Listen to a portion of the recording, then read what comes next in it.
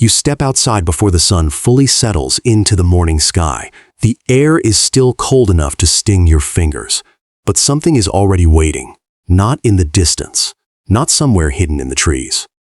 Right there, just beyond the edge of your awareness, a small movement in the branches, a flicker of wings, and then silence again. You don't notice it, but it notices you every single morning, and that's where this story begins. Because what happens after you start feeding birds every day is not what most people think. It doesn't stay simple, it doesn't stay harmless, and it definitely doesn't stay one-sided. Something begins to change in the quiet spaces between you and the yard, something intelligent, something watching, something remembering. And once it starts, it doesn't stop. Not really. You first notice it in a moment so ordinary that your mind almost deletes it. You walk out with the same seed scoop, same footsteps on the grass, same sound of the feeder lid opening. But then you pause, because there's a bird already there waiting, not startled, not surprised, just there, as if it knew, as if your arrival was already part of its schedule. You laugh it off at first. Coincidence. That's all it is. But the next day, it happens again, and again after that, until something inside you quietly begins to question it. How does it know? What you don't realize is that birds don't experience your yard the way you do. To you, it's a garden, a feeder, a morning routine. To them, it is a map. A living, breathing system of patterns. Every sound from your door, every shadow from your window, every step you take across the grass. All of it becomes information, stored, processed, remembered not in thoughts like yours, but in instinct, in survival, in something far older than language. And slowly, something shifts. The birds stop behaving like visitors and start behaving like observers. They don't just come for food anymore. They arrive before it appears. They position themselves higher in the branches, closer to your path. Watching, waiting, learning, because in their world, timing is everything. A delay means hunger, a mistake means danger. And you, without knowing it, have become the signal they depend on. Days pass, then weeks. And now it's no longer just one bird. It's patterns. A group that appears slightly earlier than yesterday. A movement in the hedge that disappears when you look directly at it. A sudden silence the moment you step outside. As if the entire yard is holding its breath, waiting to confirm what you will do next. And that's when the thought enters your mind, a strange one, almost uncomfortable. What if they recognize you?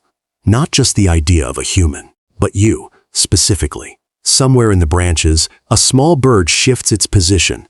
Its head tilts slightly, not randomly, not nervously, but deliberately. As if it is reading something about you that you cannot see in yourself. Your pace, your posture, your rhythm. Every movement becomes a clue, and slowly, an identity forms in its mind. Safe, predictable, propounder, or uncertain, fast, unstable, dangerous. You don't get to choose the label. They assign it, silently, efficiently, without emotion, only survival. And then something even stranger begins to happen. You change your routine one morning. You sleep a little later. You walk slower. You hesitate near the door.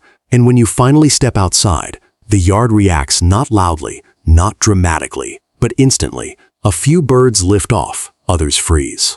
Some retreat deeper into the branches as if recalculating something they no longer trust, because the pattern broke, and in their world, broken patterns mean risk. But when you return to normal, so do they, as if nothing happened, as if they were simply testing you, measuring you, relearning you. And this is the part most people never realize. You are not just feeding birds, you are being studied by them every day, without interruption, without awareness, without pause. And then comes the behavior that unsettles you the most.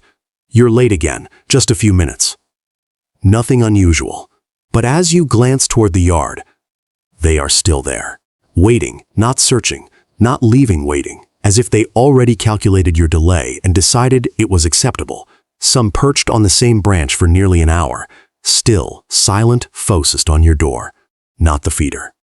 You. And that's when it starts to feel less like nature, more like recognition. But there's a deeper layer beneath all of this, one rooted in something far older than your backyard. Birds evolved in a world where hesitation meant death. A rustle in the grass could be a cat. A shadow in the sky could be a hawk. So their minds became experts in reading motion, not thinking, reading. And humans unknowingly fit into that system. Your posture when you're calm, your stride when you're rushed, the way your shoulders shift when something is wrong. To you, these are emotions. To them, these are signals. And signals decide survival. Days turn into weeks again, and something remarkable happens. The birds don't just recognize your routine, they anticipate it. You open the door slightly earlier one morning. Rond, they are already closer, not everywhere, but in precise positions, like they've rehearsed it. Like the yard has become a stage, and they know their marks. And suddenly, you start to feel something subtle change inside you, a strange awareness, like you are not alone in your own backyard, even when nothing moves. One morning you try something different. You let someone else feed them. You stay inside, you watch from the window. And what you see is hesitation, not panic, not fear, confusion. The birds arrive slower. They circle more. They wait longer before landing, as if something essential is missing. And then it hits you. They are not just responding to food, they are responding to you. And this is where the mystery becomes deeper than behavior. It becomes memory. Because these birds are not living each day from zero. They are building continuity, a story, a record, a map of patterns tied directly to a single presence.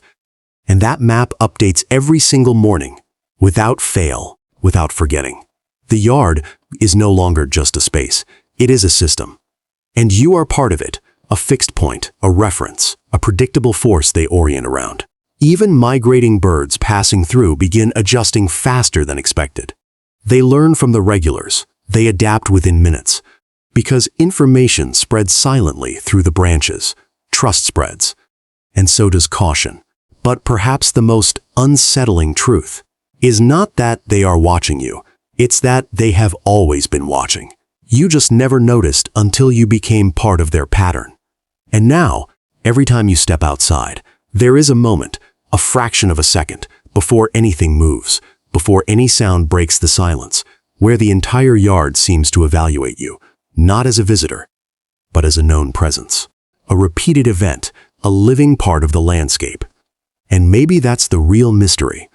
Not that birds learn you, but that you never realize when you become learnable. So tomorrow morning, before you open that door, pause for just a moment, not for fear, not for caution, but for awareness. Because somewhere in the branches, above your head, something is already watching, already waiting, already remembering.